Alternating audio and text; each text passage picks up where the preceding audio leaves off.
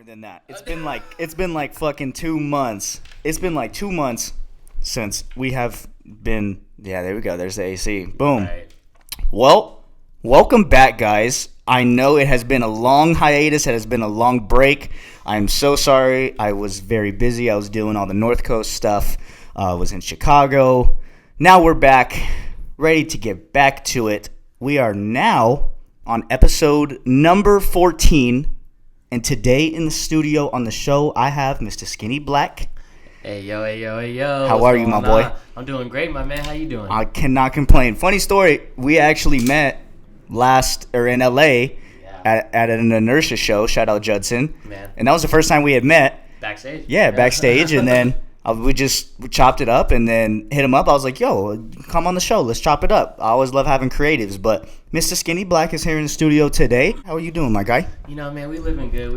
You know, just got back from Hawaii this week. So just taking an island time. Oh, my goodness, Milo. Hey. No barking. Everyone that knows the show, that it's my dog Milo. Milo says hi to everybody. Every time. Anytime there's somebody out the window, he always has to say hi, and his form of saying hi is barking. Yeah. But yeah, you just got back from Hawaii. Nice little vacay, nice little break. Yeah. It was cool. Went out there for about 4 or 5 days. Got back yesterday. Went out there for a few friends for a homegirl's birthday. Dope. So it was super chill for sure. You know, glad to be able to get back in time to reset before work, tomorrow.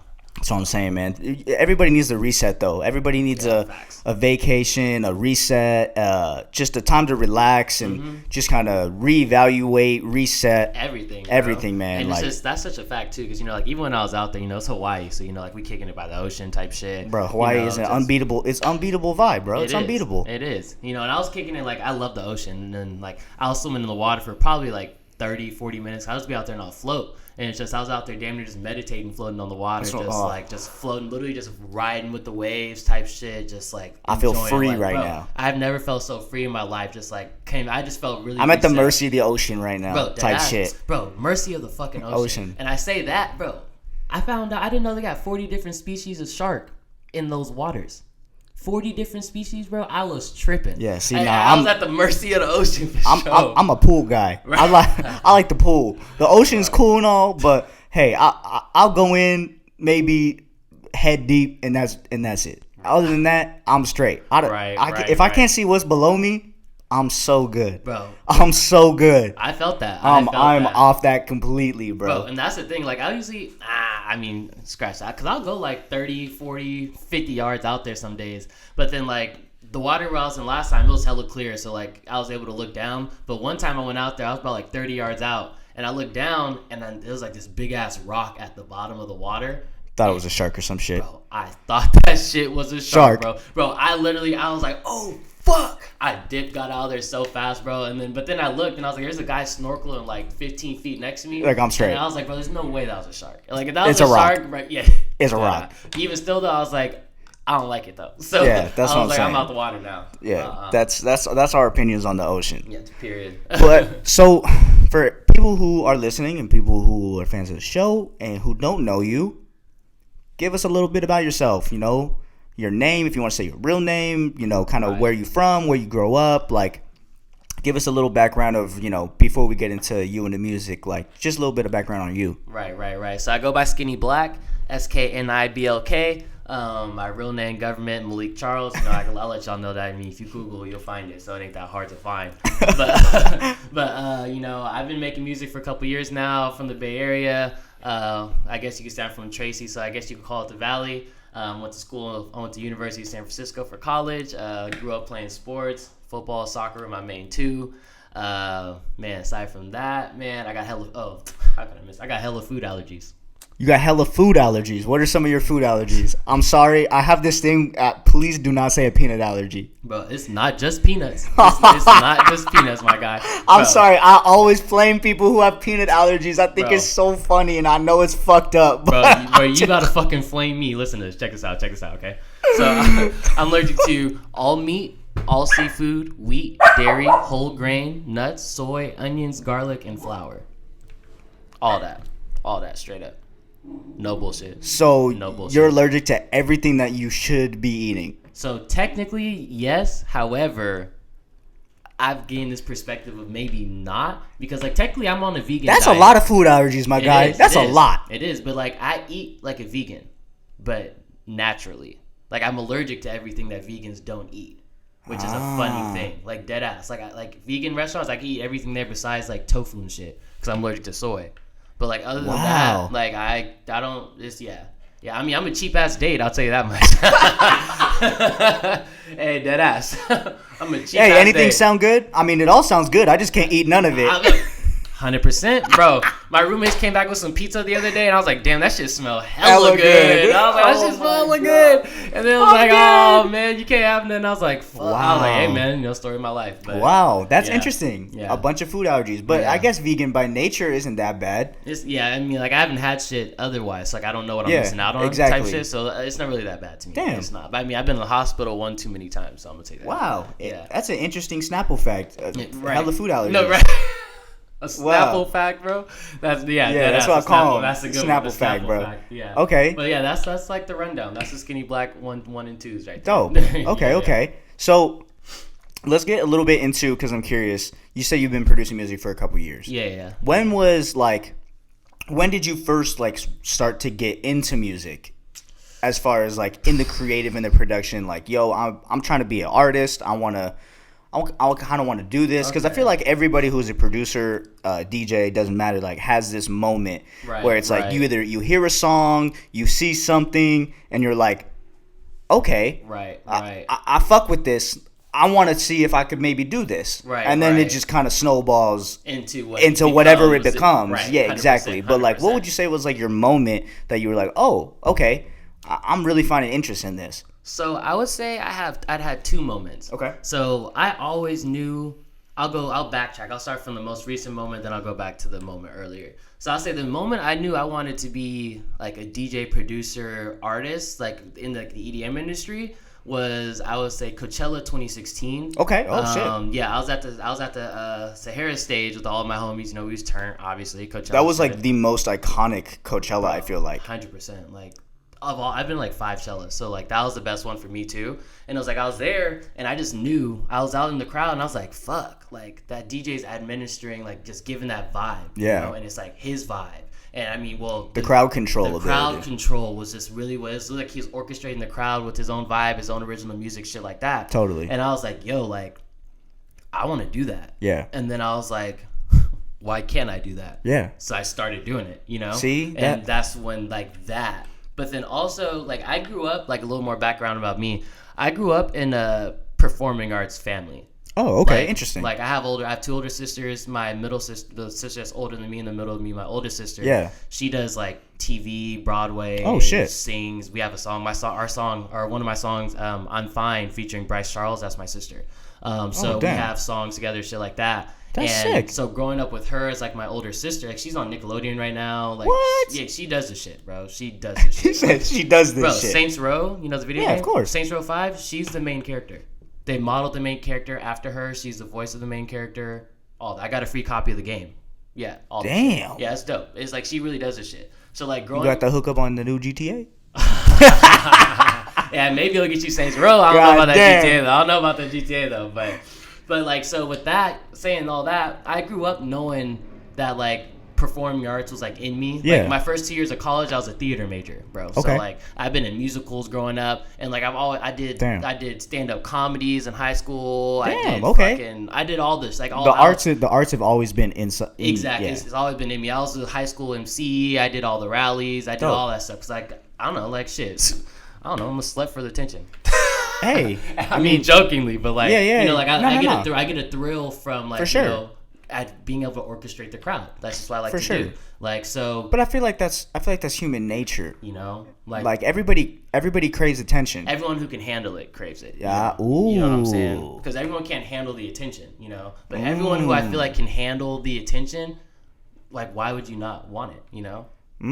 At that point, especially like when you say we businessmen, like tension, like more eyes is never bad. Yeah, in a lot of ways. And I agree. And more eyes is never a bad thing, and whether it's good eyes or bad eyes in general are never a bad thing, because even if it's bad eyes and someone's just hating on you to hate or got some shit to say, because everybody has some shit to say, period, they're still talking about you. And then the probability of someone is talking shit on you about what you do, whether it's music, anything creative, or in general, it doesn't matter. Someone's talking shit on you. The likelihood that person they're talking shit to, of them going to look up you and listen to your music or check out your art or your business, your brand, and they're going to make a decision for themselves and be like, oh no, this was tripping. This isn't shit. They're just hating, bro. Or maybe they do, but hey, they just checked you out. 100%. You got new eyes. I'm about to say, shit, could have got another stream. Like, realistically, you know, that's what I'm saying, and that's the way I look at it, and clearly that's the way you look at it, and I think that's the best way to look at it. Is But I love that you said that. Like, if people who can handle the attention, because that's just so real, you know. It's just like, and like, because I have homies that like who are in some cases, you know, just as talented as like you or I, you know, in regards to, like, because everyone is talented in their own way. I'm a firm believer in that shit, you know. It's like everyone has that one thing that they're good at, and some people are multi-talented, you know. But like some people, but it just goes back to like that's why they're ghost producers, you know, because like they can make the music, they can make all the shit that these DJs and big producers want, for sure. But they can't take the social pressure of having all the eyes on them. They don't want that, and that's so funny because like I had that conversation the other day with one of my good artist buddies working on a couple tracks, and he asked me, he's like, what do you do for the social aspect of things, like the content, all this for the attention, like, because if you just making music and you posting it and you're giving it slight promo or anything like that, it's cool, but everyone doing that shit, but everybody's doing that. And how we were talking too, this ties in perfectly off camera before we started filming, was the brand aspect. And I said this, shout out TiVo, we talked about this, he's the label, he's the A&R for No Face Records, and he was saying the music isn't enough per se anymore. It's like not. There has to be more substance, there has to be, whether it's like you're a personality as well with the music, and people just like you because you're weird and you're you, or like you doing some other type of podcast content or this, like there has to be more substance involved now, because the music doesn't carry as much weight alone as it did back then. It did, and I feel that way, and he felt that way as well. And I feel the exact same way. Yeah, totally. 100%. Because, you know, just with time, the way things are going, just one, like with streaming, for example. Yeah. You know, it's like everyone is just streaming music all the time, so it's like people listen off big playlists and shit like that. You know, some like music blends together way more now than it ever did. It's like back in the day, it's like shit. You look on MTV, you see all your top 10 artists on MTV, seeing the top 100 music videos and shit all the day, and things like that. But now there's too many artists to keep up with. You know,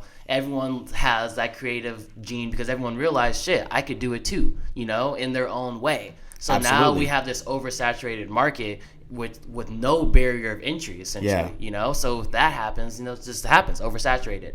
And now it's like... there is no barrier of entry. At all. There's zero. But like, anyone could be on Spotify. Exactly. But I think that should also be a driving factor for people who are like, oh, I really want to do this. Right. And they're like, oh, I hate what I'm doing now. I know this is what I really want to do. This is what I love. Like, the no barrier of entry aspect should be a motivator to like, bro, if so and so can do it, you can literally, dog, you can make a song, post it, make yourself an IG page, and you're done, and start from scratch. Literally, like, and you could do it, and like anyone listen to this, or you can do it. Yeah, or you make a TikTok account, and then you just start posting TikToks. Right. And it's like, and that's just so real, just with, and I, you know, and that's just the big thing right now. It's just content creation in general. It's huge. You know, it's huge. And it's huge. With social media, just basically just made everyone who wants to become anything have to be a content creator. Yeah. At that point, because social media, like, because I do marketing, you know, so like social media runs it has the whole world in a chokehold, bro. It does. Like, just straight up. So if you want to be something,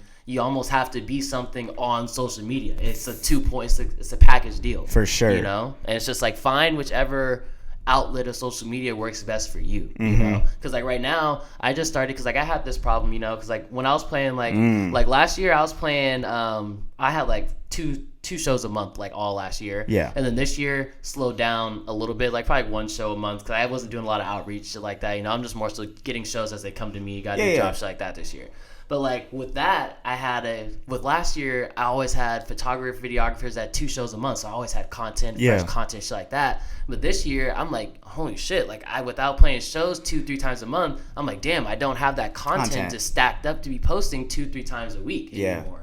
I saw my growing, I grew like 1,500 followers last year. This year I only grew like a few hundred just because like the plateau on social media just plateaus. When because you don't have enough content. Exactly. And it's crucial. It is. And it's like, yeah, you go. No, it's just so funny because how literally I told you before we started filming. Like I had talked about this on a previous episode. This was a while ago, but I had seen artists. I think it was like Ghastly and some other like big artists posting on their IG story saying like, oh, I hate how in today's age as an artist you're not labeled as an artist anymore, you're labeled as a content creator. And I'm like, I get both perspectives. Like I get it when like a lot of these artists who have been in the game were in it just for the music, when the music was the thing, you know, and like social wasn't as big as a factor as it is now. But now how the world has changed, and with different social media platforms and content convenience, like you can go and find any type of content you want at your fingertips. So now how the world has changed, it has gone into a content creation heavy marketplace per se, to where it's like, okay, you make music, but also, you know, are you making tutorials? Are you making, hey, this is how I made this song? Are you making stupid, you know, funny TikTok, IG reels with audios that you find? Like, because that's just where the attention has gone in the consumer, like, mindset, and being able to adapt to that is crucial. Like, so that's why I was saying I get both perspectives, but you have to understand, like, it's not how it was when you first started. This is where the world is at now. So embrace it. It's giving you more of an opportunity to build your brand and build a bigger brand on something maybe that's just more than music. Right. Bro, 100%, bro. Like, it's like in that perspective that you just said right there is like fucking facts. Because like literally when it comes to you brought up the attention, you know? And it's like with everybody, everyone's attention spans are short as fuck nowadays. Like it's like 7 seconds, bro. Short as fuck, you know. And it's like the thing that people don't.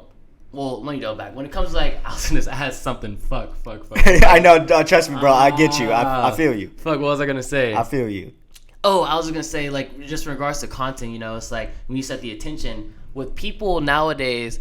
I feel like when they look at everything comes with content creation, because there's that first with social media, there's that big wave of influencers, you know, and with those influencers engaged with their audiences, and like that's the big part. Whoever builds community first wins. Exactly, that's literally what it is. Whoever builds the community first wins. Join the Black House, baby. You know the fucking vibes. Check back on any episode I've said, bro. But like it's 100% facts, you know, and it's like that's when I realized that, you know.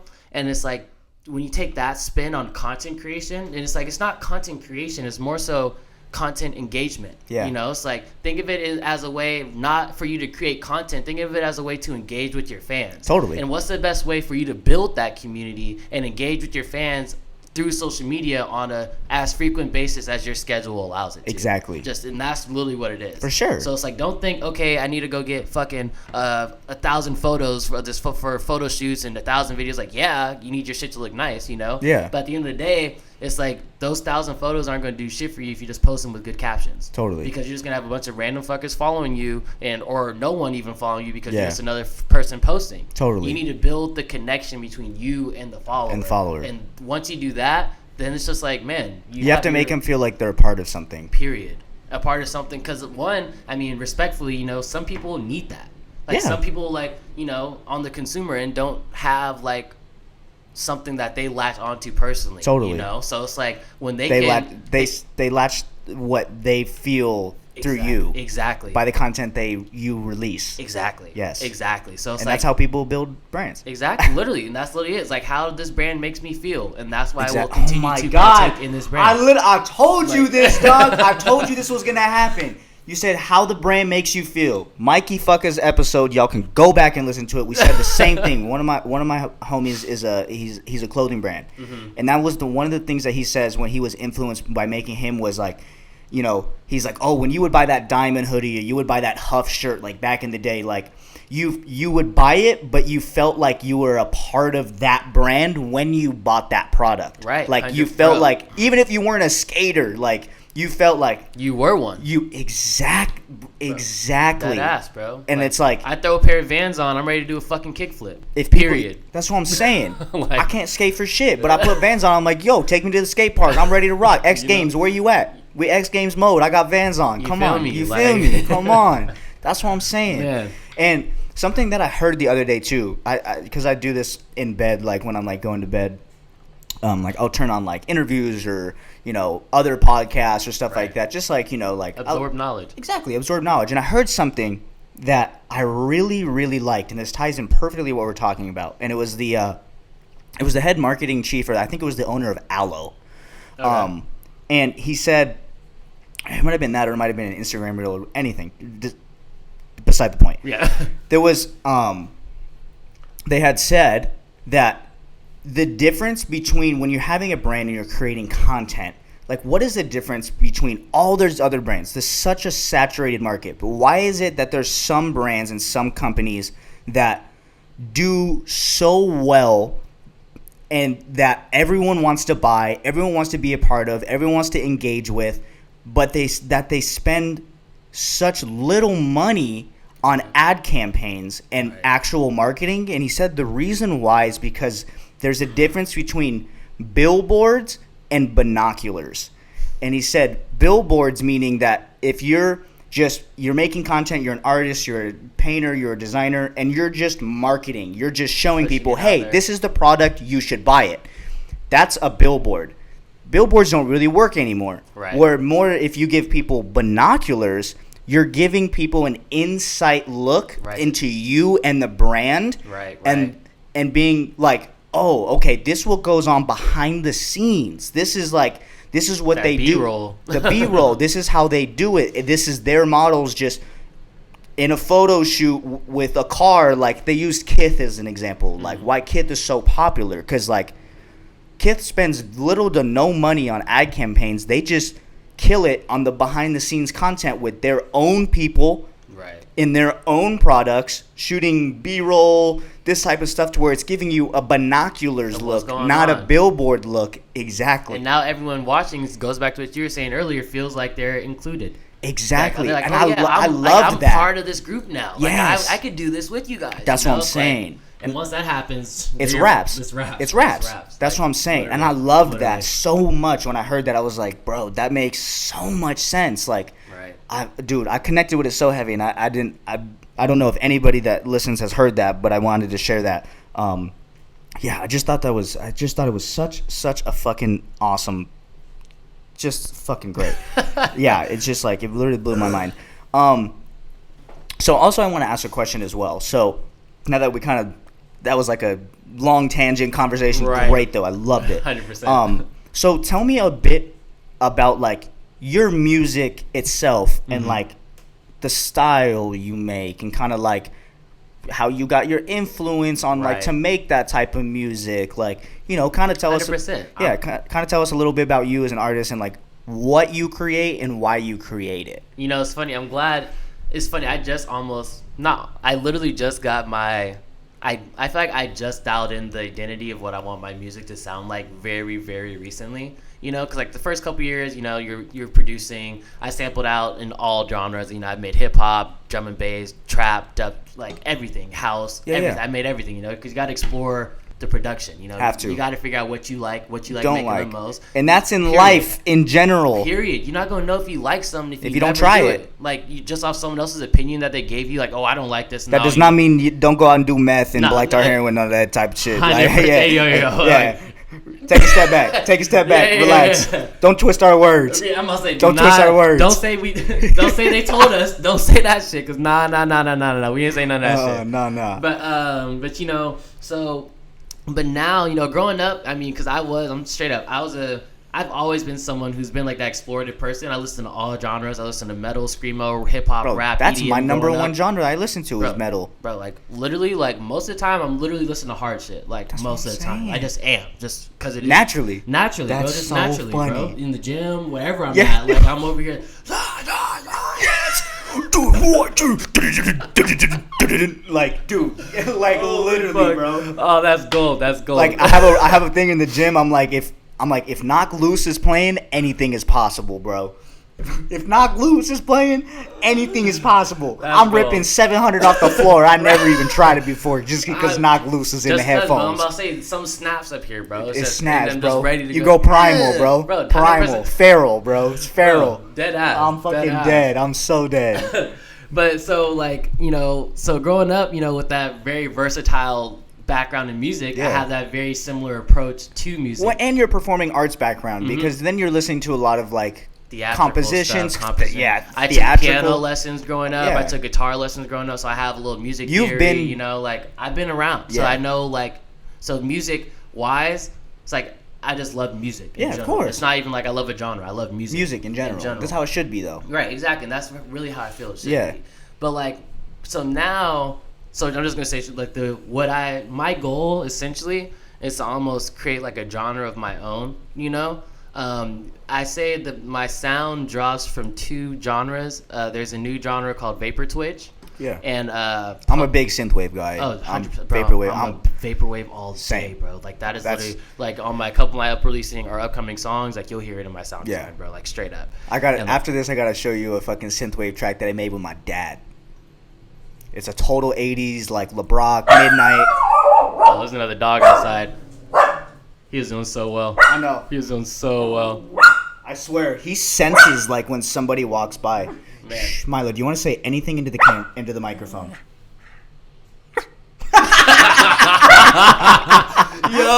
that was fire. Yo, he actually said, he felt like he said something there. Yeah, he's like, whoa. That was funny. Held his tone a little bit, wasn't all high pitched. Literally, he didn't just like yell. Right. I'm clipping that for sure. Good boy, that was funny. Yeah, that was gold. Anyway, continue. So, wow, that was funny as fuck. So I say that because like in punk is in like punk rock type vibe. So like Vapor Twitch, punk rock are like the two genres in which I would like mold together to become like my one. Okay. And like for like now, like I brand myself as like people who can see like I'm wearing ripped skinny jeans type shit. Like my brand is like EDM rock star. Yeah. Like that's like my vibe, you know. And when it comes to like my production. Or my brand is surrounded around two genres, house and bass. Okay. So I have two masks. I have like my black mask that I wear for like my bass music. Yeah. And so like if I have like a bass video, bass song, I'll be posting like in my black mask. Yeah, in my video, I'll be wearing my black mask. And then in my house music, I'll be wearing my white mask and I'll have like all white, everything like that, white shirt, things like that. So it goes. So those like my two like brand identifiers to say because like you know just how branding nowadays is like a lot of people they try to pocket you. Yeah. You know they try to put you in a pocket of like oh you're a rhythm guy or you're a dubstep guy. Oh my god, dude! I literally told you this was gonna happen. It happened again. Yeah, continue. But I had talked about this with one of my really dear friends, Krista Young. She was a really really big songwriter. She's got plaques. She writes for BTS, the K-pop band. Dude, my sister's just into BTS. She's one of their background singers. No way. Bro, yeah. But she was telling this. She said the same thing. Like, why put yourself in a box?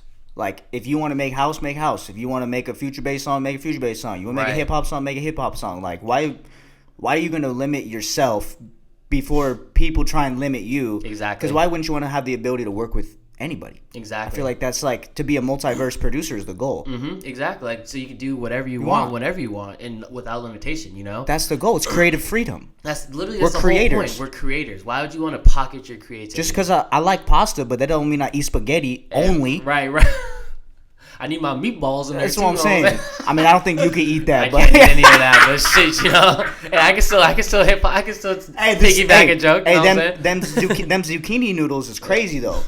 I ain't even gonna cap. Zucchini noodles is crazy. Hey, no kizzle. No kizzy, brother. I'm saying, you feel me? I'm saying, come Come on. Man. Come on. But fucking facts. So with that, so the reason I did that was because, you know, my first couple songs are bass songs. Okay. My first song was Malicious. And it was like one child song. It's got like 40K, 50K streams. Like, so it did solid. I got some Discover Weekly push on Spotify. Sick. So it was a good push. It was like one of my second songs too. So like everyone latched onto that for like my brand. So like my first year of shows, like was all bass shit. It was all bass shit. Yeah. Everything. And I'm like, dude, like I don't just do bass. Yeah. Like stop booking. I'm not gonna say no to bookings, you know. And then so like then it got to a point where I was like, okay, I was telling people, yo, I don't just do bass. Like, you know, I do house. This as well. House too. You Facts. know. So that's when through my own event companies where like I would do some shows where I would do like house music as well. Yeah. But then once, you know, this year came along. And I was starting to get booked like some multifaceted shows, but then people would always still assume that I was just doing bass music, you know? And I'm like, yo, like, okay, it's time to like let y'all know, like, it's just time to separate the two. Like, I just gotta because like I'm not gonna just only do bass music. That's not what I want to do. That's not what I want to do. But like you guys see, and like the first mask I had was my black mask. It was a full face black mask.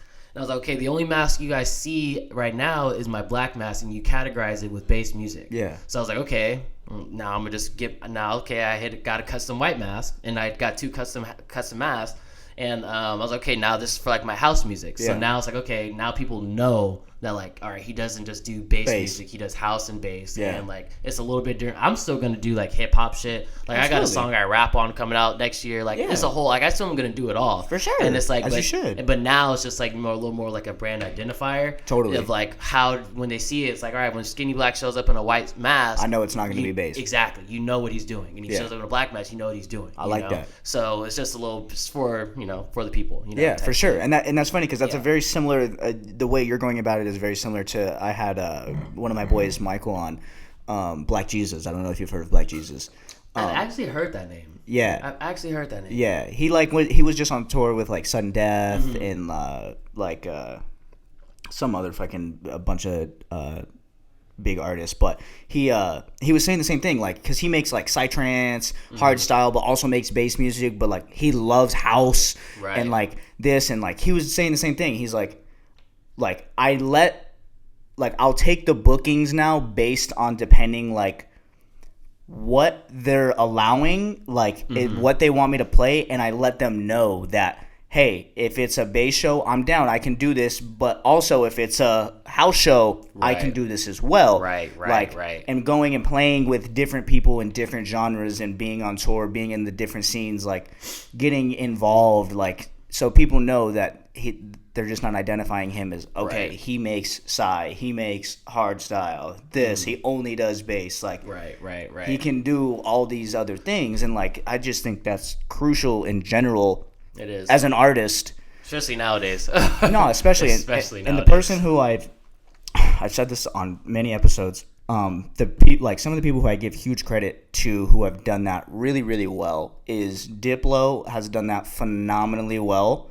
Like Diplo has been in the game for so fucking long. Ever. And look, he plays at Stagecoach, bro, as Thomas Wesley. This man's doing country music. Wait, does he really? Yeah, no, he has a whole country alias named Thomas Wesley, and he like plays at Stagecoach. He'll make house. He'll make. You know, he did all the Jack U shit. Right. Like, he's done.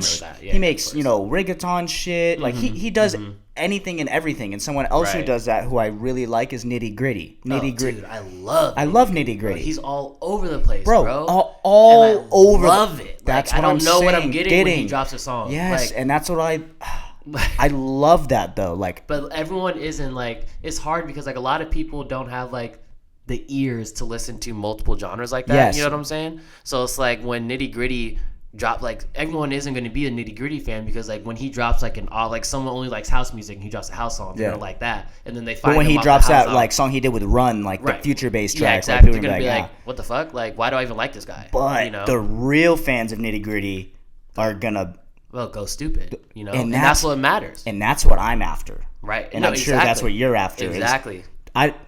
I don't care. Don't give me 50,000 that are whatever. Give me 5,000-10,000 that are die hard. Bro, you could give me, literally, you could give me 1 to 5K that are diehard, and I promise you I'll make a career off them. Absolutely. 100%. But you just think about it, 1,000, that shit, I sold one shirt to 1,000 people, that's already fucking $25,000. If I have fucking 10 shirts a year, shit, do the math, 2.5. Like, that's what I'm saying. Like, bro, like. Yeah, and that's, I just love that. I love, like, artists like that who do different things, and, like, you never know what you're going to get. And, like, an artist that, I've actually never said this on the show, but I love, he's a great artist. His music is phenomenal. I think he was a really influential artist in the G House scene and the bass house scene. But an artist that I got over really quickly was Joyride. Oh, dude. Because Joyride! Yeah. Take that shit. Like, I loved Joyride when he first came out. Because, like, I felt his sound was newer. It was fresh. The style of his production was really awesome. But then as it went on, like, everything just started to sound the same. And it just sounded like things were starting to be recycled. And, like, I get it. Like, there's nothing wrong with recycling a project and making it new. But it was just, like, so many things were starting to just sound the same. And that's the problem I find with so many artists that I get over that I used to love. And I'm like, like, that's the worst there's just part. Something missing, like, in the take a risk in the creative part, because like at that point they're not even being creative anymore. They're just recycling what they already have, you know? Sure. But it's also like, I get it too, because it's like 100%. They're at such a different position in their career, and right. I mean, I wouldn't even blame them if they're not even making their own music, because they're fucking playing like hundreds of shows a year and shit. So 100%. it's like I get it. Right. But it's also like, you know, from the creative aspect is like the true foundation, and like the meaning of like the creative is the art itself. I'm like, I just wish some people would do a bit more, like, to just switch it up, do a new style. Like Say My Name does that too. Yeah, like, exactly. All his songs that's so funny. I was going to reference Say My Name too. Like, just that same heart, like, it almost like there's not even like a pitch difference. Like, no, literally. Like, it literally sounds like the same drop almost, but with a different melody on. Like, Like, so, it's like, and I get, like, again, I get it. I get it. I do. I really do. But, like, man, because it's hard sometimes, because, like, you know, and I would get it more so if, like, artists, because, like, I understand, like, you make, like, because with sound design, you're always making new sounds in Serum. You're always making new sounds. You always figure out new ways to alter maybe old sounds or different things. You're trying new things out that you figured out, just, you know, trial and error.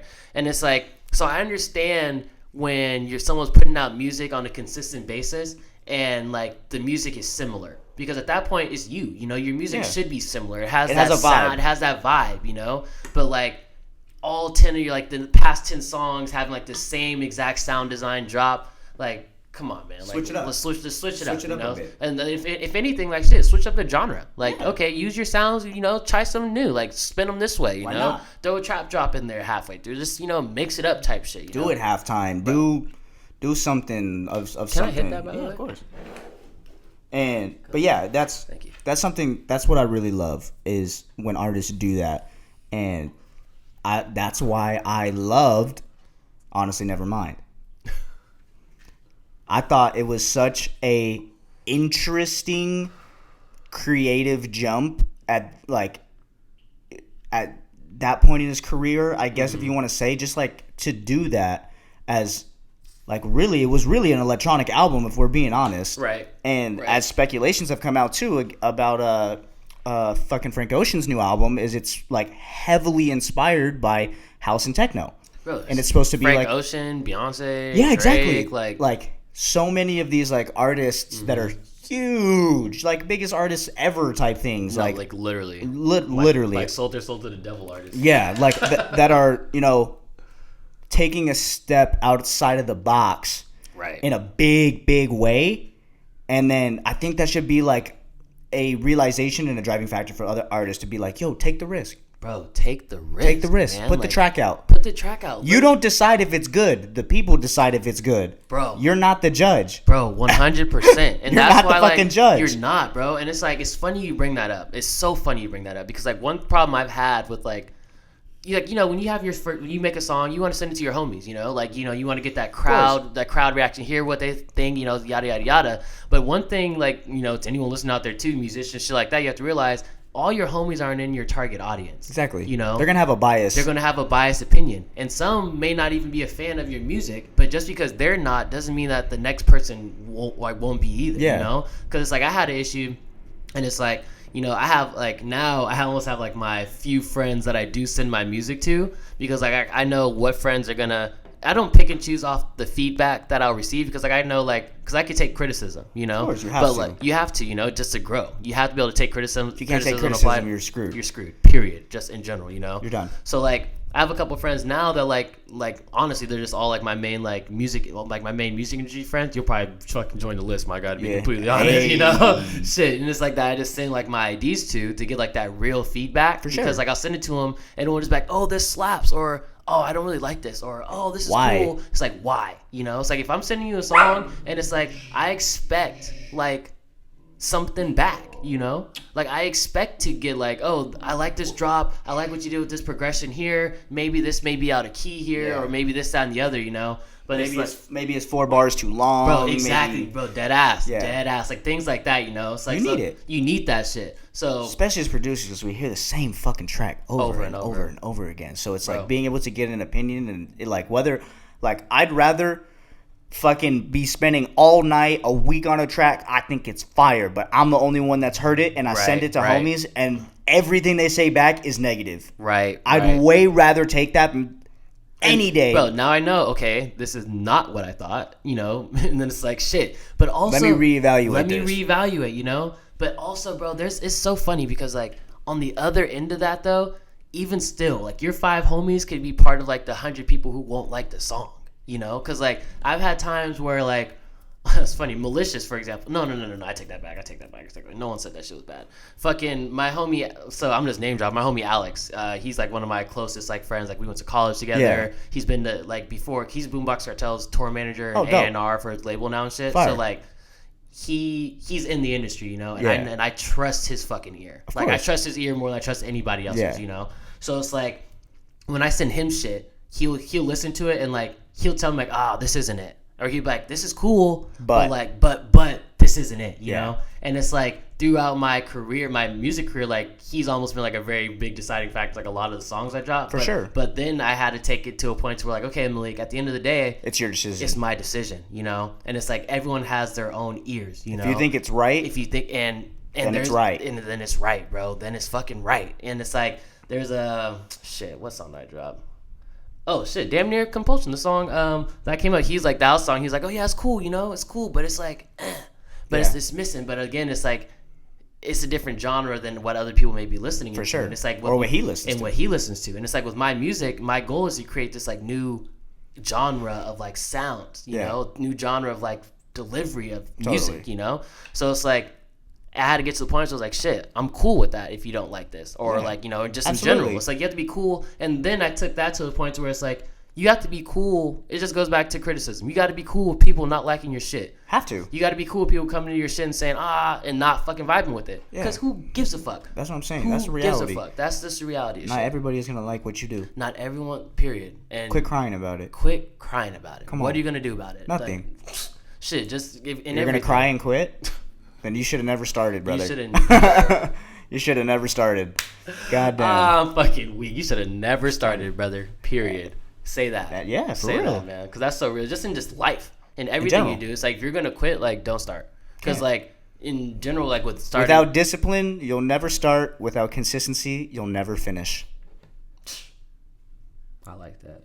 I like that a lot because that's the fact. Because I mean, it's just the 10,000 hour rule at the end of the day with everything. To become a master at your craft. You just gotta be a master at it. With everything you do, you gotta put the time in. There is no substitute for time. Mm-hmm. And if you don't have the intent to put that 10,000 hours in and to take the bad criticism and take the no's that you're going to receive along the way, then you can't do it. For sure. Like, you can't. Because, like, bro, if I had $1 for every fucking event company and pay... Bro, fucking Judson left me on red before he booked me. Like, and now that's the homie. Like, love you, Judson. Yeah, you watch for real, it, love like, you, Jesse. Bro, but he's coming on the show here soon. Bro, see, and I feel it, you know? It's just like... But at the end of the day, it's just... And it's not... And it's never... Sometimes it's not even hard feelings. Like, you know? It's like, bro... That's how I look at busy, it. Bro. Like, I'm like, yo, it's never that deep.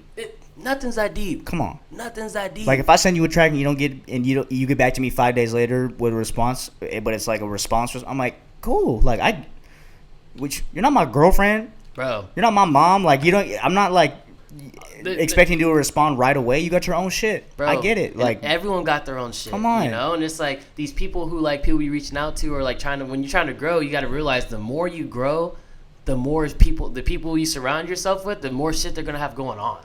Because like everyone who's the bigger you get, you got more shit going on. Just in general, that's just more fast. More facets of life that you're going into, more business ventures that you're trying. Exactly. Just everything is just gonna grow. Exactly. So your time's gonna get more and more minuscule as you get bigger, and the people you deal with, their time is gonna be way and way less because they don't got time for that shit. Exactly.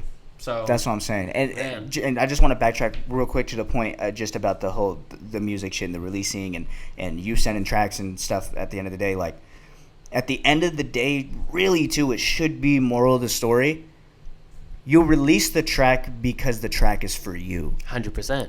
That's what you're making the music for. Yes. And, like, it's like I will openly, hardly admit it that there's been many times where it's like I've not done that, where I've taken 100%. Some opinion or this, even though when I felt like it should have been right and I didn't release it. I have, like, 9 of those right now where I'm like, eh.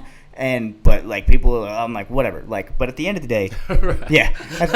At the end of the day, it really should. Like, you're releasing the music for you because if you had, into the word you said, intent. Like, the more true you are to yourself as an artist, as your brand, and it's just like, yo, I'm doing this for me. This is like what I want to do. Obviously, I'm gonna take feedback and criticism in this. I'm gonna have this, but at the end of the day, this is my career and this is what I want to do, and this is the music that I want to make.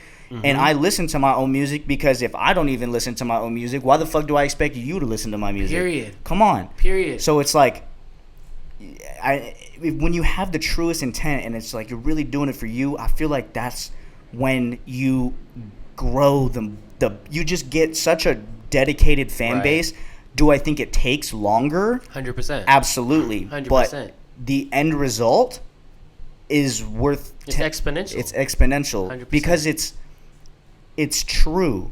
Right. There's no false. It's authentic. It's authentic. There's no falsified feeling or vibe or like too much outside influence. Where it's like similar to something else. Yeah, this isn't me. Like what I'm doing, what I'm putting out, it isn't me. Like you can't ever lose sight of that. I feel like you can't, and it's like, you know, and like those are just all great points because it's like when you make the music, it's like. You said it when I listen to this shit. Like, I listen to my music every day, you know? It's like I listen to my unreleased, you know? It's like if I can listen to it, and it's like if the production, I feel like personally, if the production quality is there, then I don't see why any song that someone makes shouldn't be released at that point. Yeah. Because, like, if you like the song, if you love the song, you think that shit slaps, then I guarantee you. Someone else is going to feel that way. Period.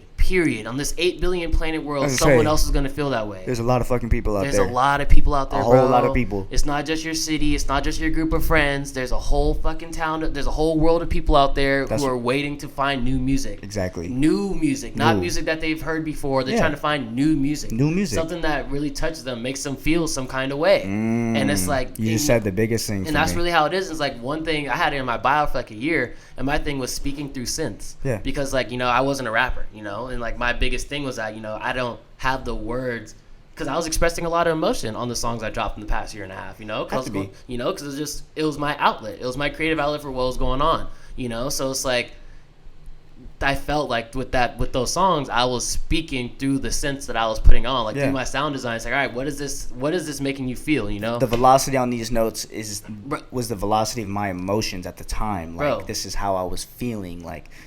Bro, and like, period, bro, period. I get you, trust me. And it's like, there's one of these songs I have, it's unreleased. I made the beat, and then I rapped on it, and one of the bars I had was, you hear that whine, wham, wham, that's the sound of my soul, that's just crying, tears flying, yeah, don't you know?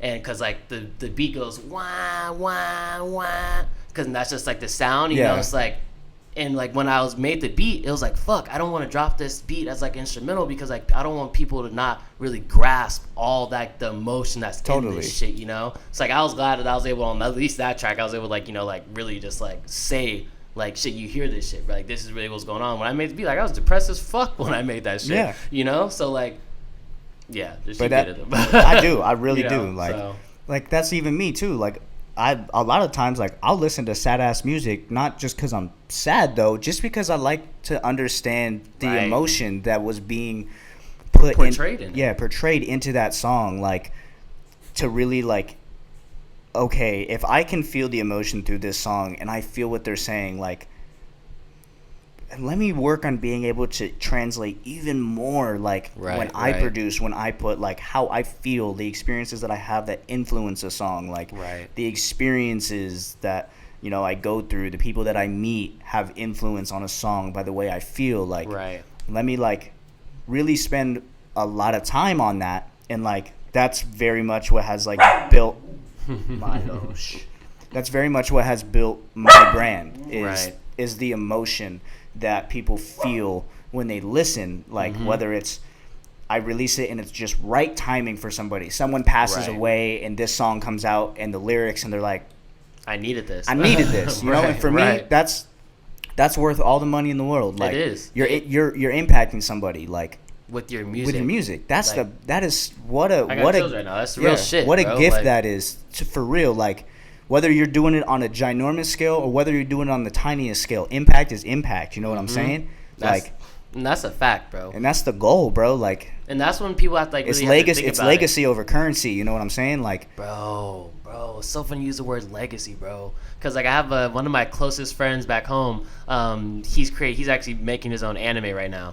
And his whole thing is it's called Legacy, actually, and it's about, and the core concept, I'm not gonna give too much away because I ain't gonna know mooches out there, but the core concept is about like the legacy, that the power that these heroes have in this anime is based off the legacy that they leave behind, type shit. It's like the bigger their legacy, the more people that they impact, the more power that they have, type shit.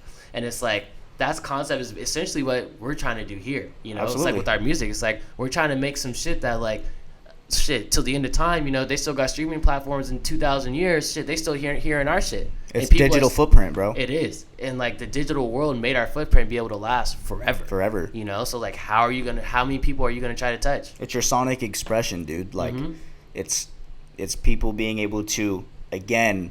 Also, I feel like outside of the brand aspect, it works within the music stuff without the Billboard binocular aspect, like. Not just promoting your music, but when people listen to your music, are they looking at it through binoculars where it's like, wow, I feel like I was in the studio with him. Like, this song is hitting me right now. Like, people are seeing in depth of like the track itself. Like, it's such a gift, man. Like, it's such a blessing to be able to like do that. You know what I'm saying? Like, on any scale, on anybody. And it's not just music, like art, architecture, painting, anything. Like, everything's an expression at the end of the day. Everything, you know? Is like, a creative expression. Like, straight up. So it's like someone made this table and was like, "Yup." Man, and now we're over here sitting there like, "Oh shit, this looks dope in your studio." That's what I'm saying. Like, and now whoever fucking, you know, it's just insane. Everything's a creative expression. Hey, man, life's crazy, bro. Life's crazy, man. Man, life is fucking crazy, bro. So I want to ask you, what is like. Because we're already almost an hour. Damn. I know, right? It goes by. Damn, that's crazy. It goes by quick. Like, people like will look like, what the fuck? What would you say? I'm gonna ask you a couple questions. Oh, good. So what would you say is the future look like for you? Like, in the next maybe upcoming 2 years, would you say it could be bigger picture, shorter picture? Like, what would you say is the future of your career, your brand? Like, what do you really want to focus on? What do you think is your next steps, your next journey, like, inside of yourself as a creative? So, man, that's a loaded question. I know. That is a loaded ass question. It's a loaded question. Because, like, obviously, you know, we have our dreams and our aspirations of where we want to be in 2 years, you know. And honestly, you know, it's funny because, like, I'm big on, like, I have on my mirror in my bathroom, I have my vision board. Like, I have all the shit, my manifestations of what I want to happen to come up. I love and that it's you do like, that. And ever since, and low-key, like, I kept, like, my first year I did it 2 years ago, I wrote, you know, next year I want to have X amount of followers, I want to have X amount of songs out, I want to play this many shows, I want to have my first club appearance, I want to do this, do that. And before I knew it, it all happened, you know? And, like, but then it was funny because I found myself not being as grateful as I should have in the state where I was, because I wanted more. Of course. Because I knew I was capable of more. But then I was like, damn, Malik, a year ago you were crying to be at the position you are now, but now you're here and you're not happy. Like, why? Yeah, so then it was like I had to change my perspective to like, okay, Malik, gratitude is everything. Gratitude is everything, bro. It's literally everything. And it's like, you got to remember, you can't not enjoy the growth process, you know? You're in the position now where you once wished you were. So it's like, don't lose sight of that. You can't. You really got to lock in on that. And remember, like, you know, growth over end goal. It's the journey. It's the journey at the end of the day. So to get back to your question, you know, 2 years from now, I mean, personally, I feel like 2 years from now, I will probably be playing I mean, shit. Like, I don't want to be like modest, you know, but like ADC, Lost Lands, like 100%, Coachella, fucking yeah. My following isn't big by any means. Like, we're still growing artists, of course. But like for like people in my following, like I've told like on my story example, I'm like, oh, where do you want to see me next year? Type shit. Everyone, Coachella. I had like 50, 100 responses saying Coachella type shit, you know, and it's like. My goal is, you know, at the end of the game to play Sahara stage because like that's where like my manifestation really began. Yeah, you know, for sure. It's like, I like that full circle moment. That is my full circle moment. You know, I get a little, you know, intimidated when I reach that point because then it's like, what the fuck is next? You know, for sure. You know, but it's like, and it's funny because like as time progresses, I'm not gonna say my ambition becomes a little less. More so my complacency grows. It's more so my enjoyment of the process, you know. Yeah, of course. Like, cause like I'm still hustling, I'm still grinding, but also it's like but it's also the intent of and where your energy is being placed is different. Exactly. You know, and it's like as it has to be. That's what is required with growth. It does. You know, 100%. And it's like it's just, and it goes back to like, you know, I'm not taking every opportunity, like, or I'm not taking things that are gonna hurt, things like that, or like things that are gonna like, you know, put a hindrance on like my career or anything like that. Totally. You know, and I'm not overstepping in things that may not be as big of a deal. Like, oh, I may pass on this or I may pass on that type shit. But, you know, 2 years from now, you know, my goal is to be, you know, fully established brand, you know, at that point, you know, like, and I feel with the trajectory and where things are going, and I don't see why, you know, in 2 years I won't be like a fucking, I wouldn't even say like a John Summit because I wouldn't say that's a good example, but like a Say My Name or like a... Yeah, like that's a perfect example. Like a Say My Name type of artist, except, you know, more originality. My music, no shots fired. Yeah. He said no friendly fire. No friendly fire, my guy. I get you. But, you know, so it's like, and, you know, at that point, and honestly, I calculated 10,000 hours, you know, like that. I die by the 10,000 hour rule, and I'm 2 years into my 5-year plan of my 10,000 hour rule. Yeah. Just straight up. So 2.5 years from now, I'm going to have the skill set to where I can play anywhere. I feel like I will know the people to where I can play anywhere. And it's just like, at that point, it's just building the brand. Sorry, guys. Quick intermission. Had to plug the camera in. Man. Milo had to run around. But yeah, before we stopped, you were just saying like your main goal in life, like as far as what I was saying, the future of your brand. But you said my main goal in life in general. So what was the... So my main goal in life is basically just like send it, you know? Facts. Like just send that shit, you know? And it's like one main thing that I feel is like with your brand is like if you're not die hard about your brand, how can you expect someone else to be die hard about your brand, you know? That's why like shit, you see me here, I mean, this is my shirt. Yeah. Like, this is literally my shirt. So it's like if you don't give yourself that effort and give yourself that attention, then you can't expect for people to grasp onto with that intent either, you know? So it's like, I feel that. So like, that's why like, you know, granted, I'm gonna say like it's shit in 2024 Coachella like type shit, cause like, you know, I'm beyond that shit, and I believe it. I'm gonna work towards that goal, and I'm gonna believe that goal to the point to where that goal manifests in real life. And it's like over time has gone by, it's like all the things I feel like I've wanted have manifested with enough time, effort, and attention. Yep. So I don't see why anything else is not out of reach. Yep. Like it applies to everything. It does. Like at the end of the day, it's like the world is your playground, you know. It is. And like everything is achievable. You can at do some whatever point. you want to do. You can do whatever the fuck you want to do, bro. So it's like if you think you could do it, do it. And like that's shit. That's my life like motto. Like dead ass. Just do that shit. That way it's like you don't have regret, you know, and that way you don't have that, oh, fuck, I wish I did this back then. It's like, fuck it, I did it and I failed. Terrified of regret. Bro, I'm terrified of regret. Like, I have failures on top of failures, you know? But, like, at least I can say I don't regret any of my failures because, shit, I made the conscious decision to do all of them, you know? Even the shit that, like, I wish, like, there's some shit I wish maybe I did differently, but I don't regret my decision in doing it because every decision that you consciously make leads you to where you are now, you know? So, like, shit, man. That's why it's like my 2-year goal is like, man, in my hand. And it's like, I feel like shit, what you got going on, bro, everything you want in your hand. You know, because I feel like, you know, mindset wise, I feel like we're pretty similar in regards to like, for sure, we're going to go get it, you know? Have to. So you have to. You have to go get it. So I love that, man. though. It's just got to hustle. You have to. Like, straight up. And I feel like because the next question is one life advice question. Right. I feel like your answer just like, man, because that's what I say is like moral of the story is like, man, just go fucking do it. Like, what other like life advice like could you give to somebody? But like, so it's like I would say, obviously run your race because like, you know, it's like especially in this music shit, it's hard because like you may see someone who started around the same time as you pop off first, or you may see people popping off left and right. Like, where do they come from? Yeah. And it's like, damn. Now Facts. it's like, now you get a little hasty in your plan. Like, now you want to start skipping steps. Now you want to start rushing your journey. Like, focus on your journey and do your journey. But it's like, a lot of people, it's just hard. I mean, it's granted, you know, shit. I went through a lot of shit to figure out my journey, you know, and we're still on our journeys, you know. It's still like, I'm not at the end of my journey. I'll be at the end of the journey when I die. Yeah. You know, whatever it entails, you know. So it's like, I feel like another life tip that I could give based on what I have in my life is literally just try. Yeah. Like, literally just try everything that you want to try. That way it's like, because if you don't try, like we said it earlier in the podcast, you'll never know. So it's like, do what you want to do what you love. And if someone's telling you to do, of course, again, don't do no out-of-pocket shit. Yeah, for real. Don't do no out-of-pocket shit. We're not condoning that. We're not condoning any of that shit, you know? But it's like, if there's something that's, you know, ethically and morally inclined that you feel that you want to do it. And don't let anyone else tell you not to do it, because this is your life, you know? Yeah. No one, you can't tell me what to do. I can't tell you what to do. Only person who tells what to do, I mean, I'm a God-fearing man. It's God, you know, at the end of the day. It's like, you can't tell me shit.